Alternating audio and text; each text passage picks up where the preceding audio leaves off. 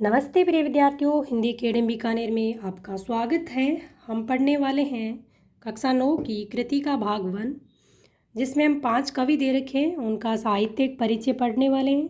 प्रिय विद्यार्थियों, अगर आप हिंदी से तैयारी कर रहे हैं UGC net, first grade, second grade, college व्याख्याता, टीजीटी, पीजीटी, केवीएस, डीएसएसबी जैसे एग्जाम की, वहाँ पर हिंदी साहित्य पूछा जाता है, तो ये वीडियो आपके लिए बहुत ही महत्वपूर्ण होगा, क्योंकि हिंदी साहित्य में हमारे पूछा जाता है कवियों का जीवन परिचय, कवियों की रचनाएं, कवियों की पत्र पत्रिकाएं, उनके साहित्यिक अकादमी पुरस्कार।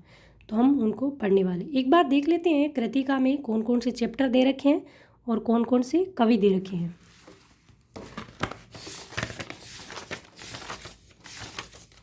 इसमें आपके 5 कवि दे रखे हैं। इस जल परले में फणीश्वर नाथ रेणु का हम साहित्यिक परिचय पढ़ेंगे। मेरे संग की औरतें मृदुला गर्ग का साहित्यिक परिचय पढ़ेंगे। रीढ़ की हड्डी जगदीश चंद्र माथुर का साहित्यिक परिचय पढ़ेंगे। माटी वाली विद्यासागर नोटियाल का जीवन परिचय पढ़ेंगे। किस तरह आखिरकार में हिंदी में आया शमशेर बहादुर सिंह। यहाँ पर 5 कवि दे रखे हैं। इनको पूरा चैप्टर ना पढ़ के हम साहित्यिक परिचय वाला भाग पढ़ेंगे, क्योंकि पूरा चैप्टर हमारे सिलेबस में नहीं है। इन जो कवियों का परिचय है वो इसकी पुस्तक के पीछे दे रखा है, तो हम उनको एक एक करके 5 कवियों को पढ़ने वाले हैं।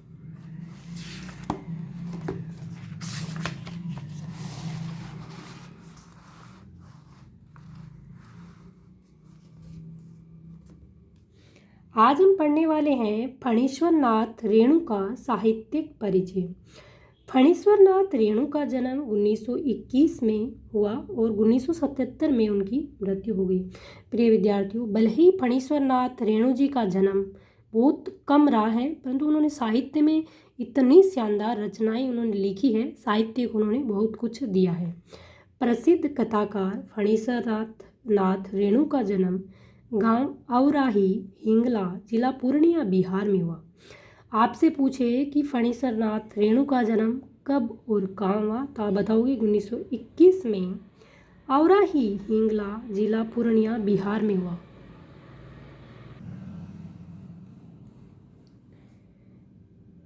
और स्कूली शिक्षा नेपाल में सन 1942 के आज़ादी के आंदोलन के प्रमुख सेनानी रहे। आपसे पूछे कि जो फणीश्वर नाथ रेणु थे उनकी स्कूली शिक्षा कहाँ हुई, नेपाल में हुई। सन 1942 के आज़ादी के आंदोलन के प्रमुख सेनानी रहे रेणु ने नेपाल की सशस्त्र क्रांति और राजनीति में सक्रिय भागीदारी की। नेट जैसे एग्जाम में सीधा के सीधा पूछ सकते हैं कि किसने नेपाल की सशस्त्र क्रांति और राजनीति में सक्रिय भागीदारी की, तो फणीश्वर नाथ रेणु ने। कब? 1942 में। आंचलिक कथाकार के रूप में विख्यात रेणु ने ग्रामीण जीवन का गहन रागात्मक और रहस्यमय चित्रण खींचा है। अपनी विशिष्ट भाषा शैली द्वारा उन्होंने हिंदी कथा साहित्य को नया आयाम दिया।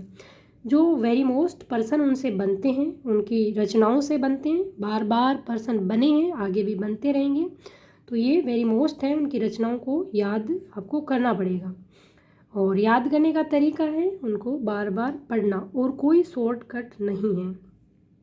उनके प्रमुख उपन्यास हैं मेला आंचल, बहुत ही प्रसिद्ध उनका उपन्यास है। प्रति परिकथा, कितने चौराहे। उनकी कहानी संग्रह है ठुमरी, आदिम रात्रि की महक, अग्निखोर। उनकी रिपोर्टाज हैं रणजल धनजन, नेपाली क्रांति कथा, उनकी रिपोर्टाज है। प्रिय विद्यार्थियों, ये था फणीश्वर नाथ रेणु जी का साहित्यिक परिचय, जीवन परिचय, उनकी रचनाएं। आज हम पढ़ने वाले हैं दूसरा कवि है मृदुला गर्ग, क्योंकि हम 2 कवि आज पढ़ने वाले हैं।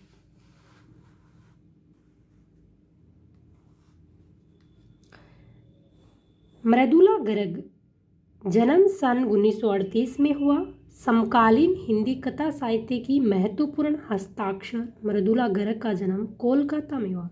आपसे पूछे कि मृदुला गर्ग का जन्म कब हुआ, कहाँ हुआ, तो 1938 में कोलकाता में हुआ। उन्होंने दिल्ली विश्वविद्यालय से एमए अर्थशास्त्र में किया। भारत के विभिन्न शहरों में रहने के बाद सन 1974 से दिल्ली में रहकर स्वतंत्र लेखन, कथा साहित्य के अलावा उन्होंने अपने समय और समाज की समस्याओं पर वैचारिक निबंध भी लिखे। मृदुला गर्ग ने कथ्य और शिल्प दोनों स्तरों पर गद्य लेखन की प्रचलित परिपाटी को तोड़ा।